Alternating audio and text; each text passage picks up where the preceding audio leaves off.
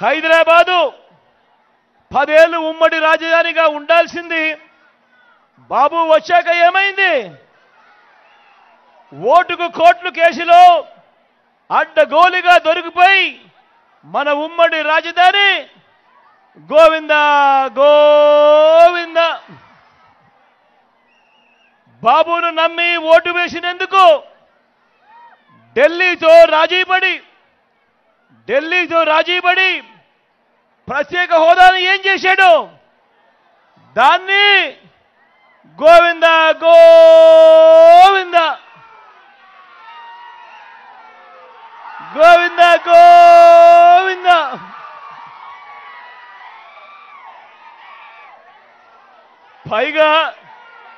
పైగా ప్రత్యేక హోదా ఏమైనా సంజీవినియా అని చెప్పి బరి తెగించి కూడా మాట్లాడాడు ఈ పెద్ద మనిషి.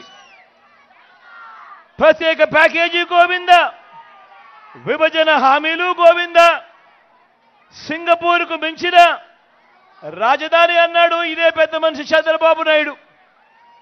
పక్కనే అన్ని హంగులతో కనిపిస్తా ఉన్న వైజాగ్ను వదిలేశాడు. సింగపూర్కు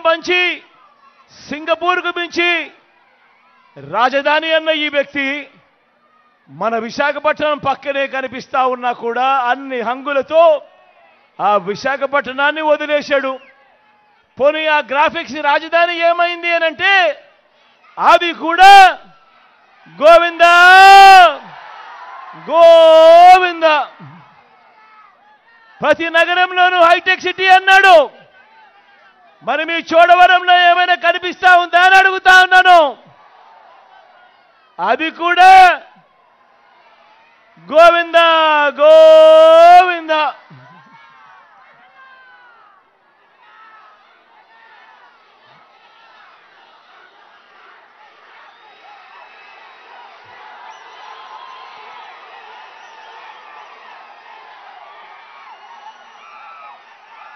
అందరూ ఆలోచన చేయమని అడుగుతా ఉన్నా. ప్రతి ఒక్కరికి ఆలోచన చేయమని అడుగుతా ఉన్నా. ప్రతి ఒక్కరిని ఆలోచన చేయమని అడుగుతా ఉన్నా. మరి 2014లో ముఖ్యమైన హామీలు అని అంటూ మీ ప్రతి ఇంటికి ఈయన సంతకం పెట్టి వీళ్ళ ముగ్గురు ఫోటోలతో మీ ప్రతి ఇంటికి పంపించిన ఈ చంద్రబాబు ఇందులో చెప్పినవి కనీసం ఒక్కటంటే ఒక్క హామీ అయినా నెరవేర్చాడా అని అడుగుతా ఉన్నా నేను. ఈసారి మాత్రం గట్టిగా 2 చేతులు పైకెత్తేలేపా. ఇలా ఇలా ఇలా ఇలా ఇలా ఇలా ఇలా ఇలా ఇలా ఇలా ఇలా ఇలా ఇలా ఇలా ఇలా ఇలా ఇలా ఇలా ఇలా. మరి ఈ పెద్ద మనిషిని నమ్మచ్చా అని అడుగుతా ఉన్నాను నేను. నమ్మచ్చాక నమ్మచ్చానా నమ్మచ్చామ్మా నమ్మచ్చానా 2 చేతులు పైకెత్తాలి. ఇలా ఇలా ఇలా ఇలా ఇలా ఇలా ఇలా ఇలా ఇలా ఇలా ఇలా. సూపర్ 6 అంటా ఉన్నాడు నమ్మచ్చా. సూపర్ 7 అంటా ఉన్నాడు నమ్మచ్చా. ఇంటింటికి కేజీ బంగారం అంటా ఉన్నాడు నమ్మచ్చా. ఇంటింటికి బెంచ్ కార్ అంటా ఉన్నాడు నమ్మచ్చా. నమ్మితే ఏమవుతుంది? నమ్మితే ఏమవుతుంది? నమ్మితే ఏమవుతుంది?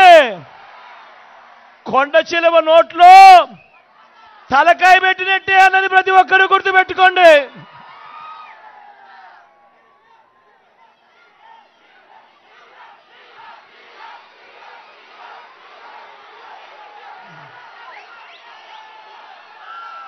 బాబు అధికారంలోకి వస్తే వర్షాలు గోవింద. బాబు కుర్చీ ఎక్కితే రిజర్వాయర్లలో నీళ్లు గోవింద.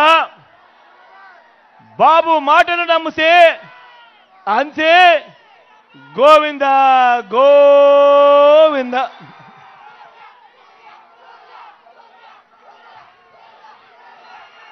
అందరూ ఆలోచన చేయమని కోరుతా ఉన్నా. మీ అందరితో కూడా ఆలోచించండి అని మరొక మారు కోరుతా ఉన్నా. మరో ముఖ్యమైన విషయం మీ అందరి దృష్టికి కూడా తీసుకొని వస్తా ఉన్నాను. చంద్రబాబు 14 ఏళ్లు ముఖ్యమంత్రిగా పరిపాలన చేశానంటాడు. ఆయన 3 సార్లు సీఎంగా చేశానని కూడా చెబుతాడు. మరి ఈ పెద్ద మనిషి చంద్రబాబు గారి పేరు చెబితే ఏ పేదవాడికైనా కూడా ఆయన చేసిన మంచి ఒక్కటంటే ఒక్కటైనా గుర్తుకు వస్తుందా అని అడుగుతా ఉన్నాను ఈ సందర్భంగా. నేను ఆయన చేసిన స్కీము ఒక్కటంటే ఒక్కటైనా గుర్తుకు వస్తుందా అని అడుగుతా ఉన్నాను ఈ సందర్భంగా. నేను రెండు చేతులు పైకెత్తాలబ్బా, ఇలా ఇలా ఇలా ఇలా ఇలా ఇలా ఇలా ఇలా ఇలా ఇలా ఇలా ఇలా ఇలా ఇలా.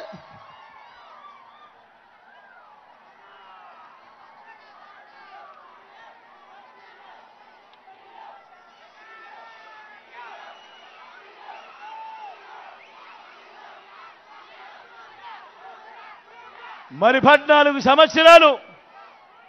14 సంవత్సరాలు ముఖ్యమంత్రిగా చేసిన ఈ వ్యక్తి, ఏ పేదవాడికి ఏ మంచి చెయ్యని ఈ వ్యక్తి తన హయాంలో తాను చేసింది ఏమిటి అనంటే, జన్మభూమి కమిటీలతో మొదలు పెడితే చంద్రబాబుకింత, దత్తపుత్రుడికింత, ఓ రామోజీ ఈనాడుకింత, ఓ ఆంధ్రజ్యోతికింత, ఓ TV5కింత అని చెప్పి వీళ్ళంతా కలిసి రాష్ట్రాన్ని దోచుకోవడము, దోచుకున్నది పంచుకోవడము.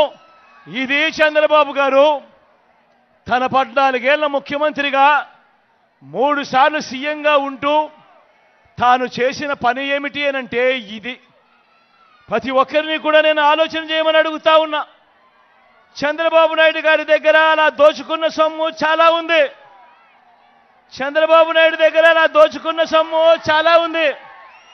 అక్క నేను చెప్పేది బాగా వినండి. అక్క అన్న నేను చెప్పేది బాగా వినండి. తమ్ముడు నేను చెప్పేది బాగా వినండి. ఏ స్కీము చేయకుండా మీ బిడ్డ ఈరోజు బటన్లు నొక్కుతా ఉన్నాడు. మీ బిడ్డ ఈరోజు 2,70,000 కోట్ల రూపాయలు నా అక్క చెల్లెమ్మల కుటుంబాల ఖాతాల్లోకి నేరుగా మీ బిడ్డ బటన్ నొక్కుతా ఉన్నాడు. నా అక్క చెల్లెమ్మల కుటుంబాల ఖాతాల్లోకి ఎలాంటి లంచాలు వివక్ష లేకుండా నేరుగా వెళ్ళిపోతా ఉంది.